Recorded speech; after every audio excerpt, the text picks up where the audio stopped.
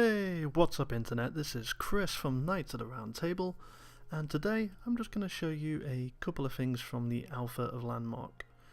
Now before I continue, I should stress this is alpha. They've given everyone permission to put these videos up, but please remember it's alpha.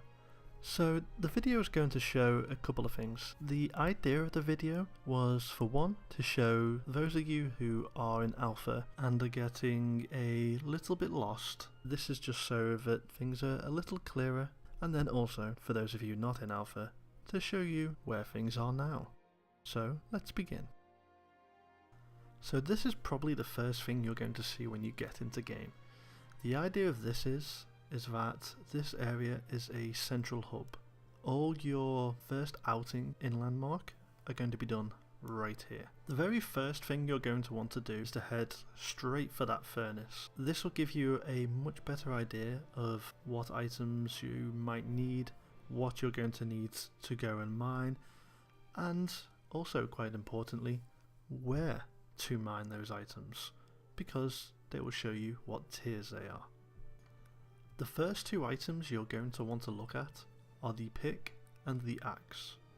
In alpha you've already bought a founders pack, so you will have a pickaxe which is a little bit more unique, but for general starting and also for progression, which we'll come to in a minute, you're going to want to actually build these items. So for this example I'm showing you the bronze pick. It's a higher grade pick. This is also shown quite handily by the fact that you need a copper pick as part of the actual construction. So you'll see there are various materials of certain quantities that I need for this. And if I actually open up the main pick menu, you can actually see that there are a number of different recipes, and if you click onto each one, you'll see exactly what you need for each type. So along with seeing what basic materials you're going to need to make your first set of tools, you're going to want to scroll down to see the crafting stations. These are going to be really important for you, mainly because once you get out into the wilderness, you're really not going to want to have to come back to the forge each time. The idea here is, once you've actually planted your claim, you'll then be able to put down your forge and your saw table and effectively be able to start building up in your claim without having to come right the way back to the spawn, unless you need to go to a different tier. Now materials and your tools are all linked together in tiers, so you'll find that certain items will have a certain resource rating, which also then allows them to be able to mine up to a certain tier level. So you will find that if you actually want to zone to a certain tier, you should try and make sure that you have at least the same level resource tools that you need for that tier. Also at the minute, if you are zoning to the tiers, you will see that on the right hand side each tier is actually numbered to make it a little bit easier. Now this is only in alpha. The idea of it at live is that the tiers will be literally physical tiers in the world itself, but to help with loading, this is how it is at the minute.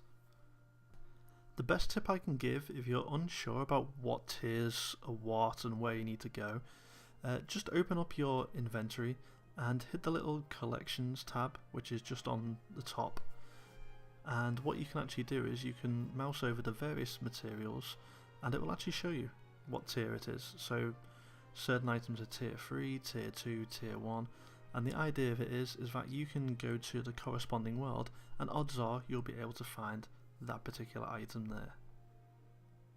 So before I finish, I've shown you a little bit about how the tool progression works, but this is essentially how your crafting progresses as a whole. You will find that once you've actually placed both the forge and your sawmill onto your claim or somewhere close, you will find you have a couple of options to build different items. You will find that along with being able to create more refined items and some basic props, always important, coffee table, can't go without it, you will see you have two new crafting tables. You have the tin trimmed workbench, always very handy, and then the Roughwork Sifter. The sifter is really handy for getting rid of crap. Switching over to my forge, you will see that from this I can actually create the next level forge, the marble forge. Now again, this will actually require a set amount of higher tiered materials that I will have to go out and mine. Now, odds are with a lot of these materials, you will need a higher classed tier pick. And that's essentially how everything goes together. At its core, you will need a tier 1 mining tool to mine your tier 1 material. You will then use a tier 1 crafting station to make the best of that tier and going into tier 2, and it repeats for each tier. So there you have it, a quick overview of how the tiers and the crafting work together in Alpha. If you have any more questions, do feel free to post them in the comments below. I will get back to you as soon as I humanly can. And last but not least, please subscribe. We are actually going to be doing some live streaming straight on YouTube from the game during the week. So if you don't want to miss out, do make sure to follow us straight here on YouTube. You can also go to our website because we'll be posting everything right there. That is the eqnknights.co.uk you've been seeing in the bottom right corner this entire time. And last and no means least, I am Chris. You've been watching a Knights of the Round Table video, and I will see you again next time.